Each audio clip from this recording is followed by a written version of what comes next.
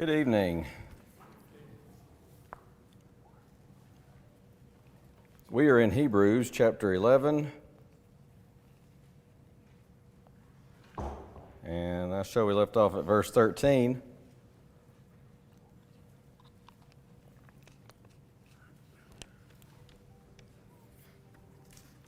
And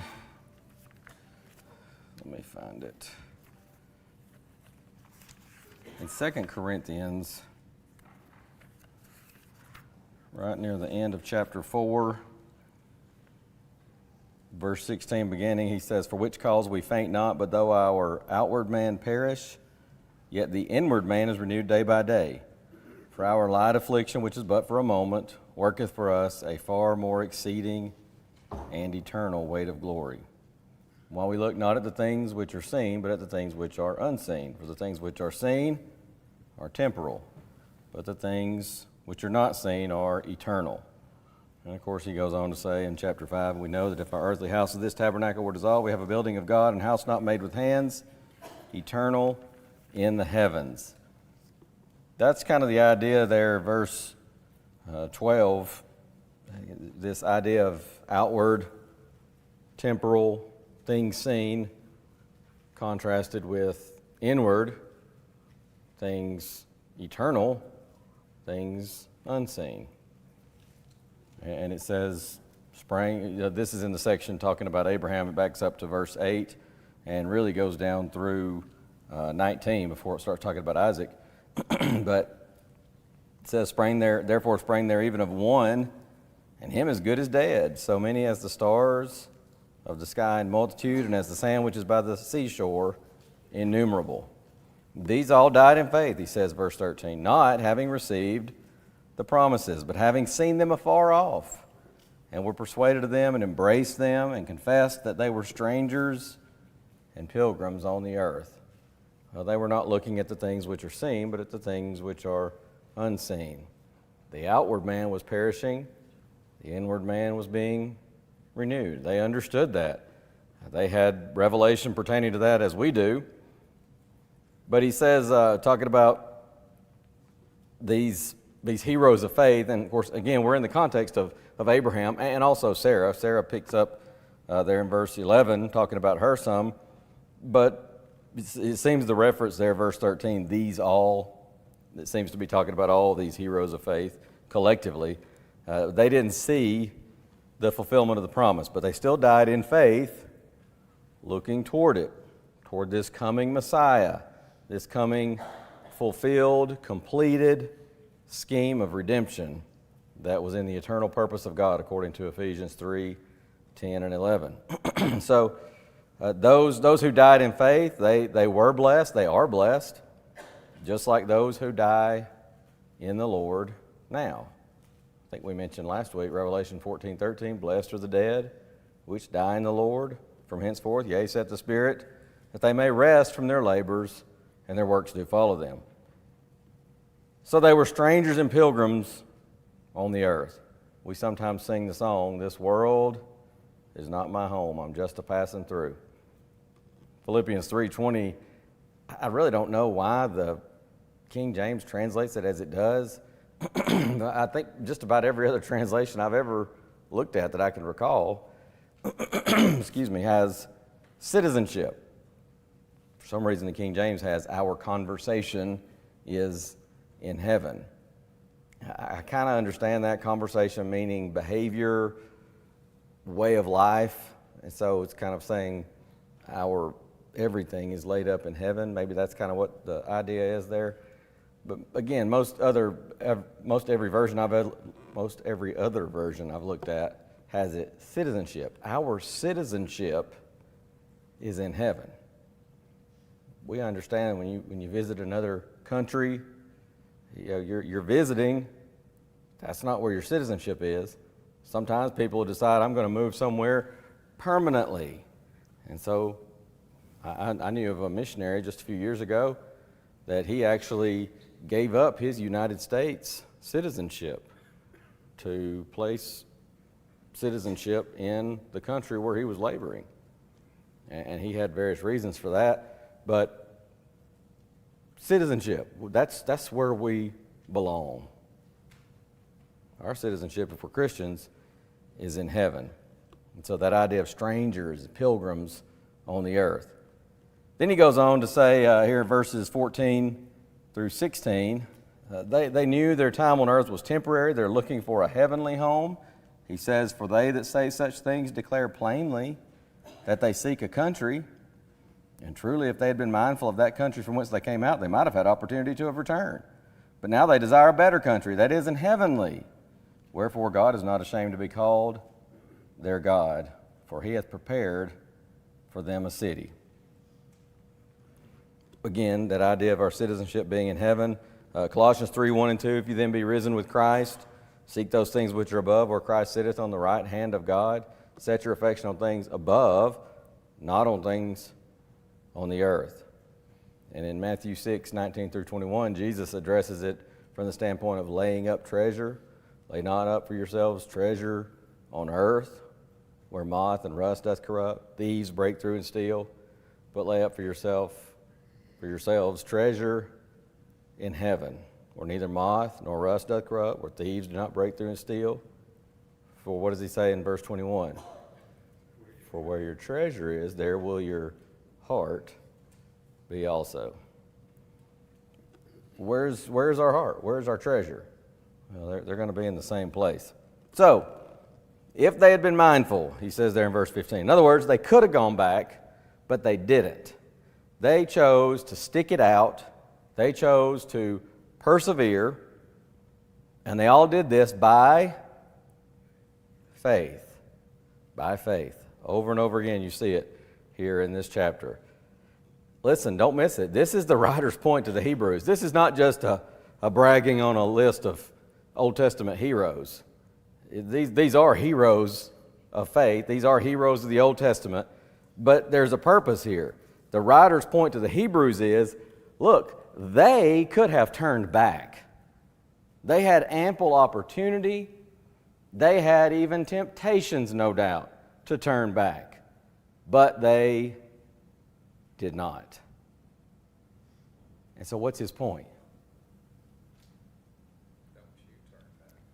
That's his point to the the original Hebrews, Hebrew Christians. They didn't turn back. They stayed the course. You stay the course. Don't turn away from Jesus. Listen, you are in a better dispensation, era, period of time than they were. The full, completed scheme of redemption has been accomplished now. You have so much better blessings, and with greater blessings comes greater responsibility. He says, listen, they didn't even live in the sunlight age, so to speak, the gospel age, but they stayed the course, these heroes of faith. He says, I'm imploring you, you stay the course. Don't turn away from Jesus. He's plan A and there is no plan B. By the way, verse 16 is just a kind of an aside here. Sometimes people will say things like, well, in the Old Testament, they really didn't have any knowledge of the afterlife or heaven. I sometimes see this. It's almost, I don't know, it may be something it's probably been around for a long time. Solomon said there's nothing new under the sun. But I don't know, it just seems like I read it or run across somebody saying this from time to time. No knowledge of the afterlife in the Old Testament. I've even had, back in the days when I would go to the Biblical History Center, some of the guides would talk about that, and they would talk about some of the areas. There's a section in what they call the garden area that has an Old Testament, kind of a mock-up of an Old Testament tomb, a mock-up of a New Testament tomb, and the Old Testament tomb is actually, it's a replica of an actual find, I think it's not too far from Jerusalem, and pretty interesting history and archaeology behind that. But sometimes when different guides that I would have would talk about this, they would work in, and it kind of was long story to try to explain how they would get into that, but they would mention something in there about, well, they didn't really have knowledge of the afterlife, and so, well, look at verse 16. They desired a better country and heavenly country. Look, nobody's saying they had as much knowledge of it as what is revealed in the New Testament. But make no mistake, they understood. In fact, Job said, I know that my Redeemer liveth. He even asked kind of a rhetorical question. If a man die, shall he live again? They understood something about it. And so this verse, if nothing else, kind of puts that idea to rest. But he says they're looking for something better than just an earthly city. And again, don't miss the writer's point here. We should be looking for something better. In fact, turn over it's just one page over in my Bible. Look at Hebrews 12:22. If you back up to verse 18, he says, you're not coming to the mount that might be touched and that burned with fire, nor into blackness and darkness and tempest. And he goes on. You're not come to a physical mountain, he says. But, verse 22, ye are come unto Mount Zion, if you have the old King James, unto Mount Zion, and unto the city of the living God, the heavenly Jerusalem, and to an innumerable company of angels. Next chapter, chapter 13, look at verse 14. For here we have no continuing city, but we seek one to come. He says they were looking for something better. You need to be looking for something better. It ain't here on this earth, is the writer's point. And again, notice verse 16, wherefore God is not ashamed to be called their God. Is. Who is he talking about there when he says God is not ashamed to be called their God? He's talking about those heroes of faith, right? The ones that stayed the course, stayed faithful. God's not ashamed to be called their God. Is not ashamed. Remember what he says in the burning bush? I am the God of Abraham, of Isaac, and of Jacob. In fact, Jesus, when he was asked a question by some of the Sadducees who didn't believe in the resurrection, they tried to entrap him. He says, you do err not knowing the Scriptures nor the power of God. And he says, have you not read? God says, I am the God of Abraham, of Isaac, and of Jacob. Not, in other words, not I was, that they're still alive. We exist beyond this life, and that's his point there. God still today is not ashamed to be called their God. Tim, you were going to say something like that. 2 Samuel chapter 12, verse 23. David definitely knew about the afterlife. He said whenever his son died, he would go to him. I don't know what that would imply, but it's not the afterlife. I don't know. I don't understand. Like I said, it just seems like I've run across it a lot lately. Some people, and sometimes like scholarly type writings, saying the people in the Old Testament just didn't. And I'm like, yeah, there are a lot of passages. And David referenced about his child that died, saying, I can go to him. I can't bring him back, but I can go to him. I mean, that's as obvious as it gets. He knew something about the afterlife. So again, the writer says, they stayed the course, you stay the course. They looked toward something better. You look toward something better. Stay on track. Don't turn away. Now, when you get to verses 17 through 19, you've got more here on Abraham's faith. By faith, Abraham, when he was tried, offered up Isaac. He that had received the promise has offered up his only begotten son, of whom it was said that in Isaac shall thy seed be called, accounting that God was able to raise him up even from the dead, from whence also he received him in a figure, we might say, in a sense.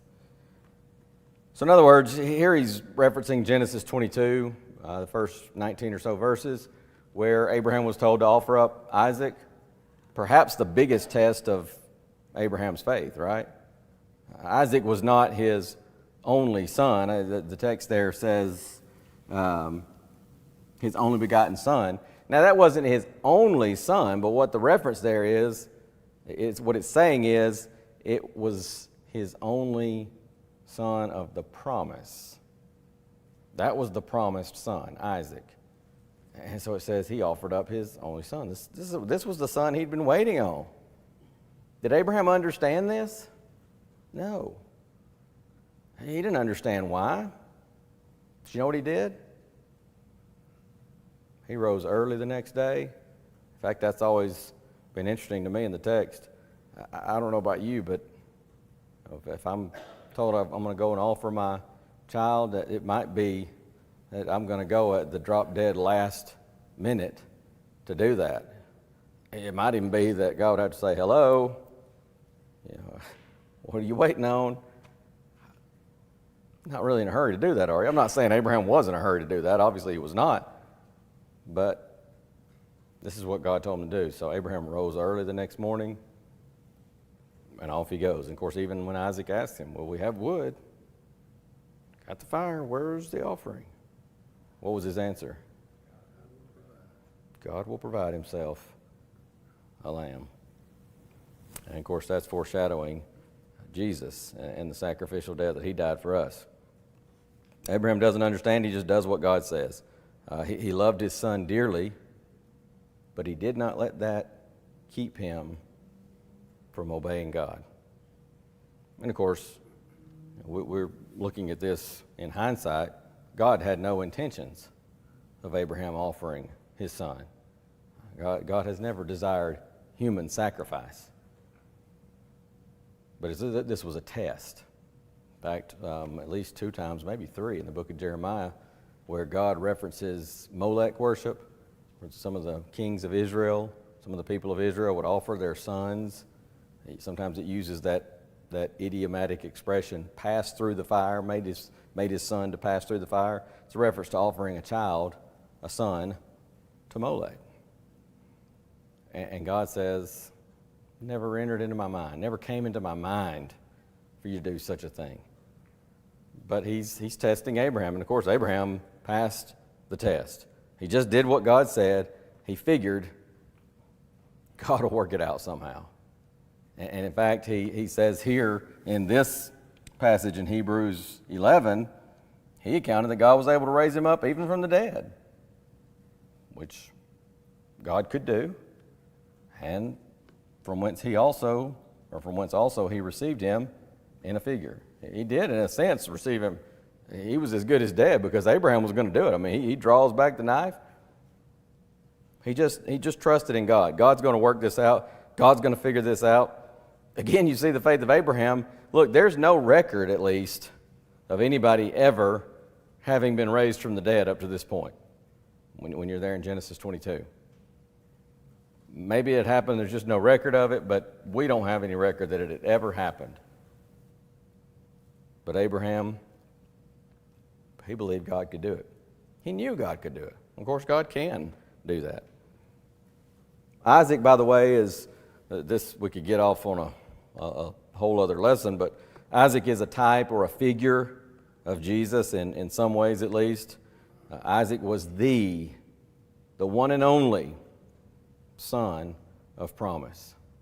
Jesus is the one, only begotten Son of God, the Son of promise, the promised Messiah. Isaac was a willing sacrifice. Look, you could do some research and find out Isaac's not just a little toddler when this happens. In fact, Abraham's a very old man. And Isaac, most, as I recall, I didn't look at like a ton of commentaries, just for our purposes here tonight, but having studied this before, as I recall, most commentaries, scholars estimate 15, 16, 17 years of age when this happened. And so here's a very, very aged man and a young teenage boy. He doesn't want to be offered, well, as the old saying goes, Abraham had better pack a lunch there.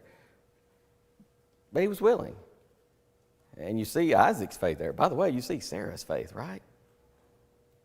Hey, ladies, what if your husband gets up one day and says, God says I'm supposed to go and offer our son? Some wives might say, not my son. I don't care what you think you heard. You're not going. You're not doing that. You're not taking my child. You see some faith on Sarah's part here. Again, this is not just blind faith. This is based on evidence. This is evidence from God communication from God. But there's a lot of faith here on Abraham, Sarah, and Isaac's part. And then another way, he was a figure, I guess we could say, a type of Jesus. A little slight difference here, because Isaac was as if raised from the dead. But Jesus died and rose again. But again, don't miss this, the Hebrews writer is reminding them, God keeps his promises. That's our summer series theme, God's precious promises. We're going to see that over and over again. God keeps his promises, and we should, by faith, obey him and trust him to reward us accordingly. Will we always understand it? No. Sometimes we will just find ourselves going, God, this doesn't make sense to me. We won't always understand. But he says God keeps his promises.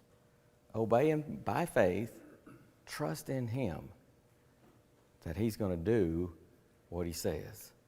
And, number two, the writer is reminding them, this life, it's not all there is.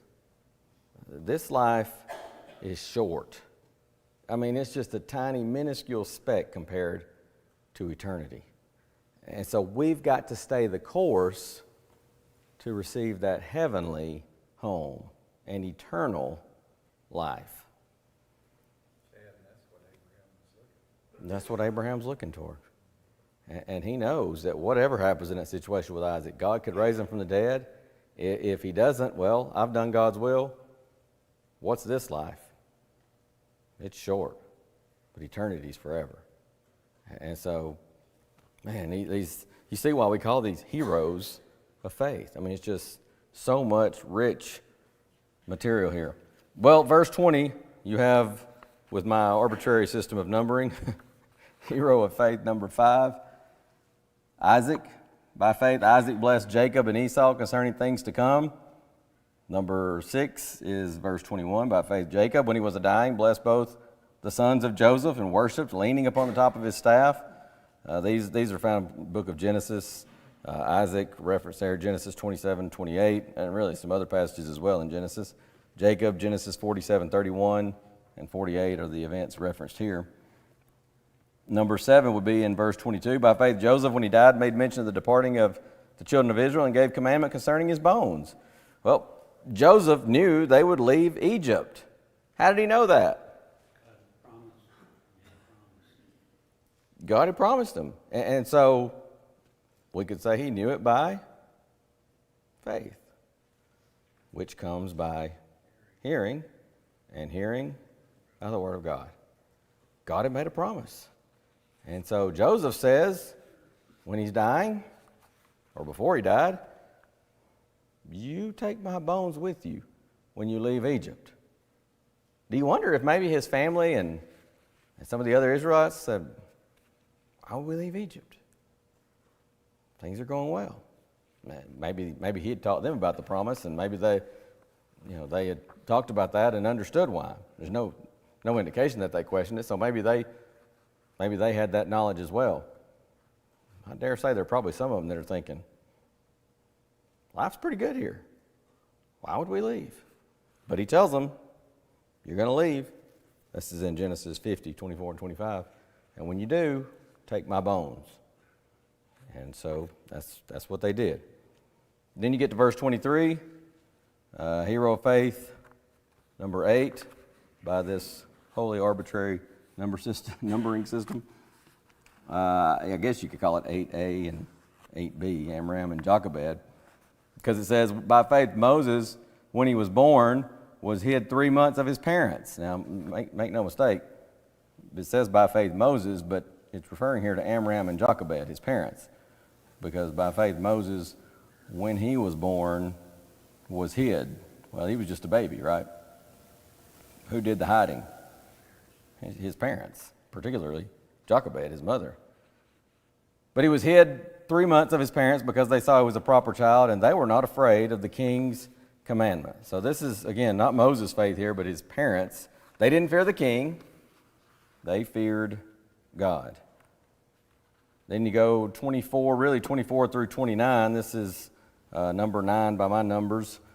Hero of faith, Moses. This is where you actually get into the faith of Moses. And so he says, by faith, Moses, when he was come to years, refused to be called the son of Pharaoh's daughter.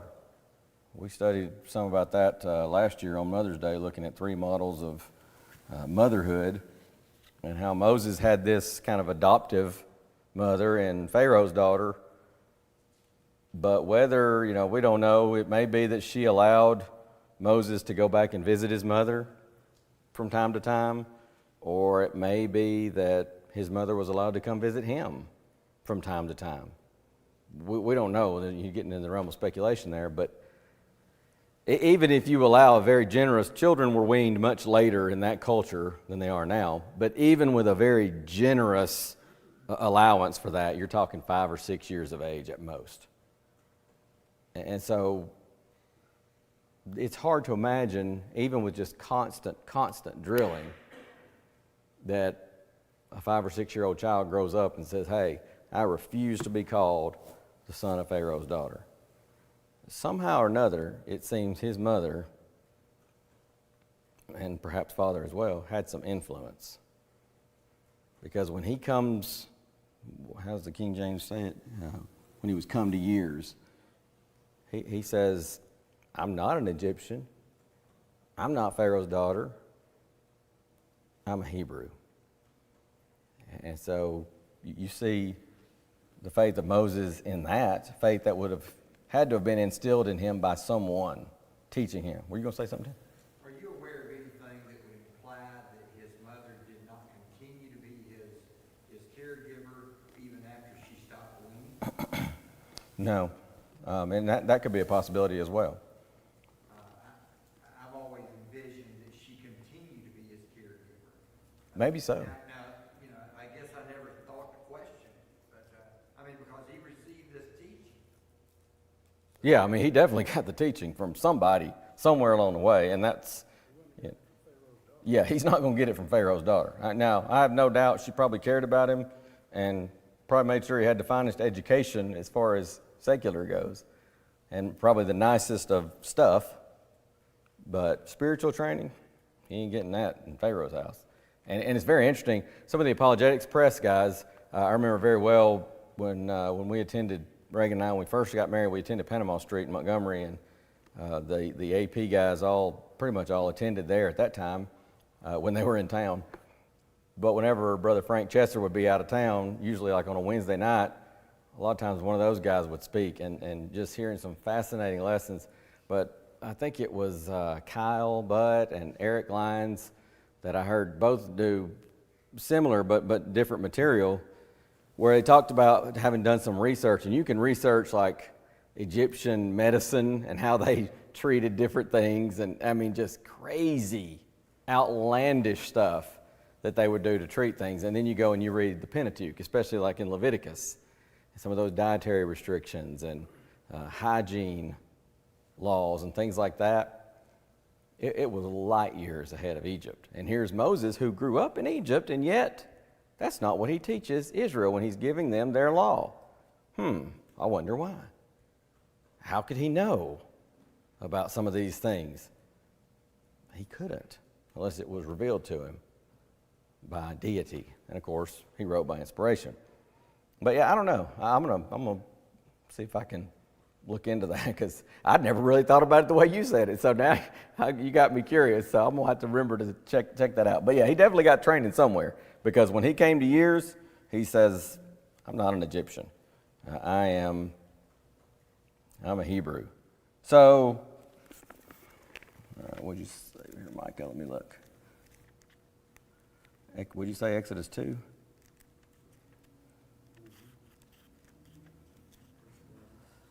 I didn't know if there was. Oh, I'm in Genesis too. I'm not going to find any answers there.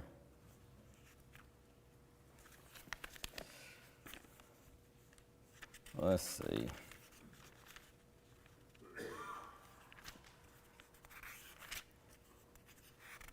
Pages are sticking together here.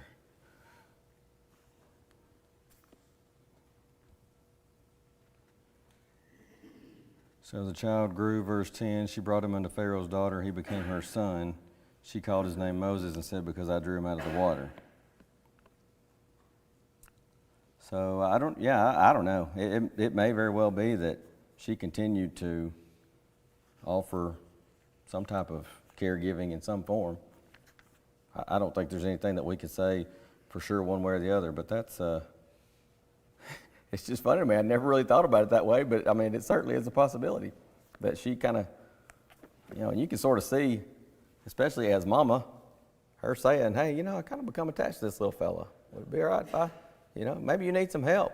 I know you're the princess and you probably got jobs to do and, matters of state to attend to. I'm happy to come anytime and help you out. So, maybe. So he refuses to be called the son of Pharaoh's daughter. He made a choice. And that's verse 25. Choosing, rather, to suffer affliction with the people of God than to enjoy the pleasures of sin for a season. Now, Moses was kind of at a fork in the road when he came to years, is the way the King James puts it. He's got this fork in the road, and we might say he's at a crossroads, and it involved not just time, but eternity. And so on the one hand, he could live it up. I mean, he's in, I don't know, it may very well be that Egypt at that time was the wealthiest nation in the world. And he could have enjoyed a lot of pleasure, a lot of worldly pleasure, sensual pleasure, a lot of money.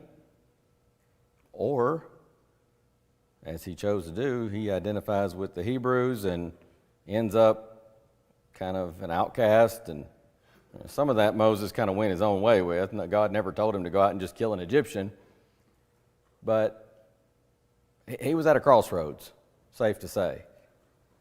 Notice a couple of things here. Moses, number one, we could say he didn't take the easy way out. I don't think there's any arguing with that. He did not take the easy way out. Even after they leave Egypt, they're out in the wilderness, the people are murmuring, he gets frustrated. And he even messed up, of course, with the incident with the rock when he was told to speak to the rock, and he gets angry and he smites the rock. But he didn't quit. He stayed the course. And even when God says you're not going into the promised land, Moses asked, and God finally says, don't talk to me about this anymore. Don't bring this up again. And he accepted that, but he stayed faithful to the Lord. That wasn't how his life was defined, by disobedience or rebellion. He followed God. He didn't take the easy way out. He made the right choice, even in the face of difficulty. Not always easy.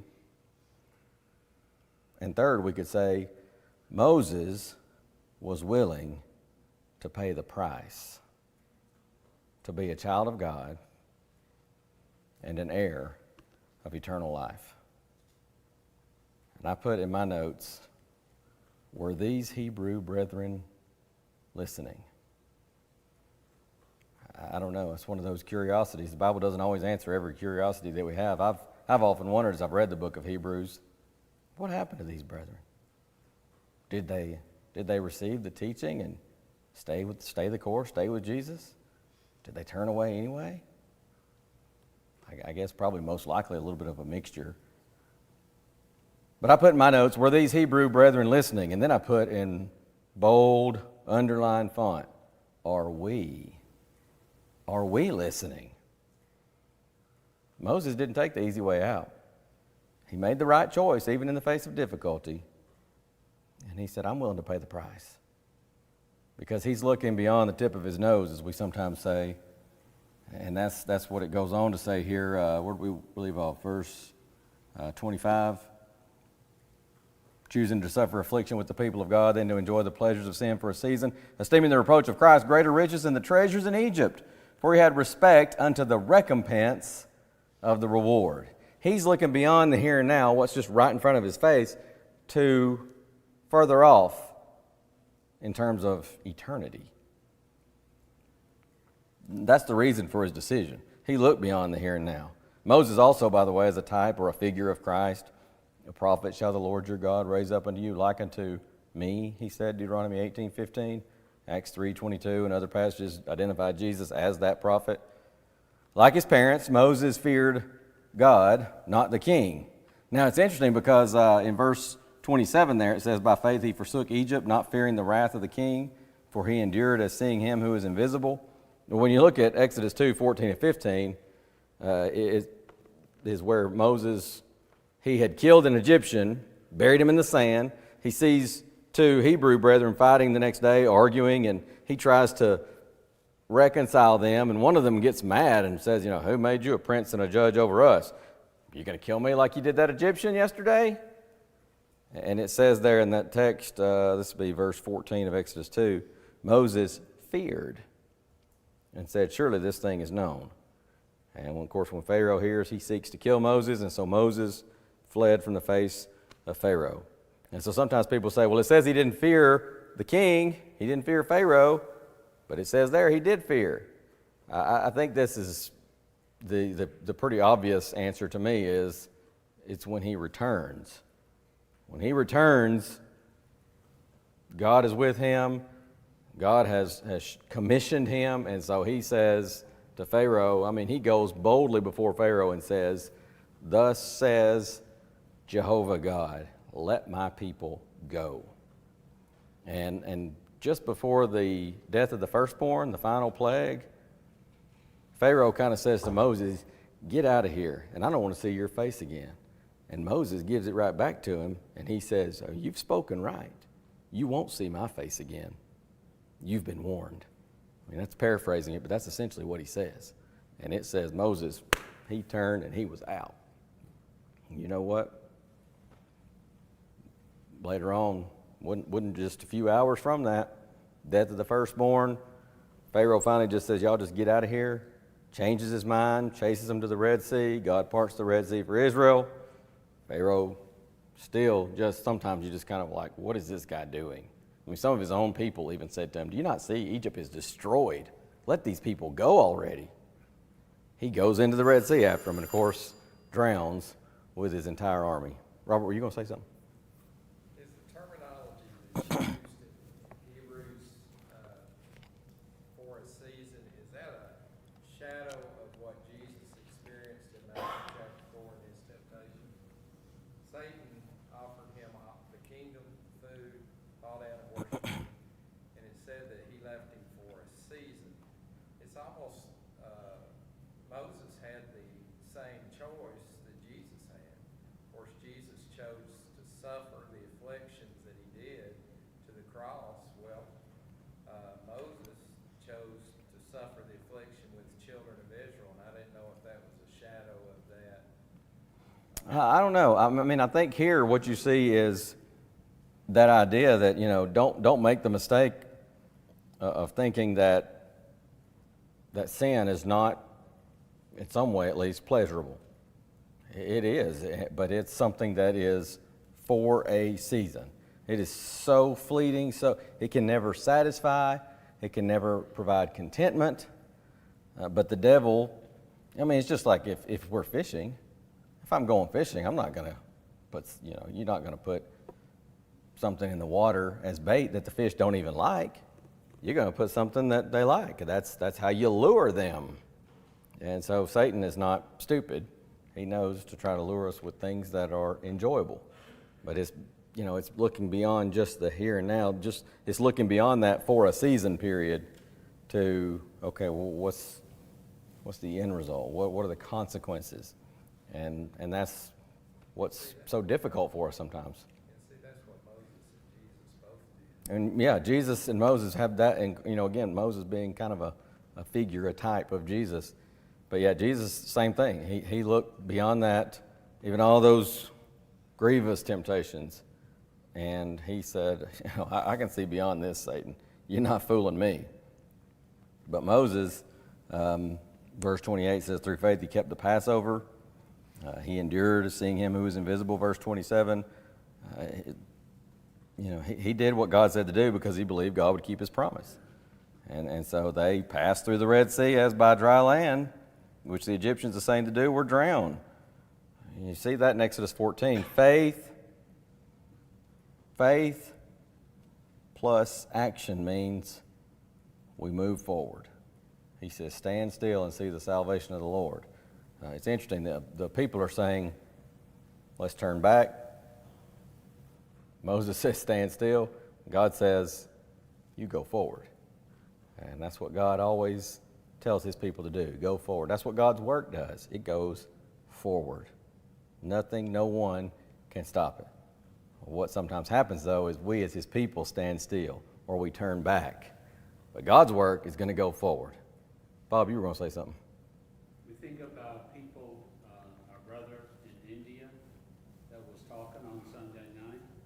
If I heard him correctly, they were under persecution right now. And They are. They have lost their lives, if I heard him correctly, because they are choosing the ill treatment of being, quote, a Christian as opposed to, what is that, Hindu? I'm not exactly too sure. Yeah, I think so. A friend of mine from Bible camp years ago, I preached a meeting up there. I think that was last year. But he kind of coordinates their congregation's India mission work. And it's not too far from Praveen and some where Brother Gudam is as well. But he was, in one of his recent newsletters, talking about it has become, they've made it now, they say it's illegal to baptize anyone in a river or any kind of public water because that defiles it, that pollutes it, they say. It's, oddly enough, they say it's okay if you have a baptistry. You just can't pollute our rivers. And so there's a big effort now trying to raise funds so that some of these small congregations out in the woods, out in the sticks, as we say, can get some kind of a portable baptistry or something because, but yeah, I mean, it's persecution. It's there, and you see that a lot with these heroes of faith. Let me get into Joshua here real quick. Verse 30, by faith the walls of Jericho fell down after they were compassed about 7 days. This is number 10 in my list. Joshua, perhaps even including all of Israel. God says in Joshua 6:2, I have given you Jericho, stated as a fact. And yet, did they still have something they had to do? God gave them very clear instructions.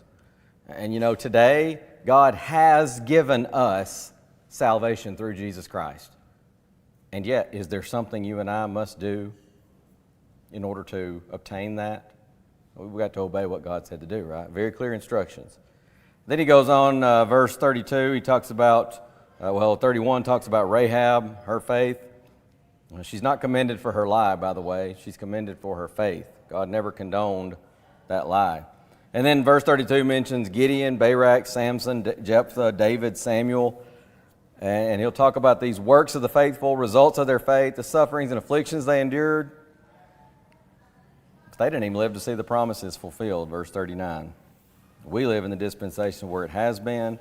Listen to verse 40, and we'll close with this. I got to get through chapter 11. God having provided some better thing for us, that they without us should not be made perfect. Some better thing is probably referring to full atonement through the blood of Christ. They didn't have it. We do. Here's what I have in my notes, last thing in my notes on chapter 11. Why on earth would anyone go back to a system where others, including yourself, cannot possibly be saved? Why would you turn your back on Jesus and go back to anything, whether you're talking law of Moses, the world, sectarianism, whatever? Why? It's utter foolishness. He says these heroes of faith, they're cheering you on. We'll see that in 12:1 and 2. Stay the course. Jesus is plan A, and there is no plan B. Thank y'all very much. We'll pick up in chapter 12, God willing, next week.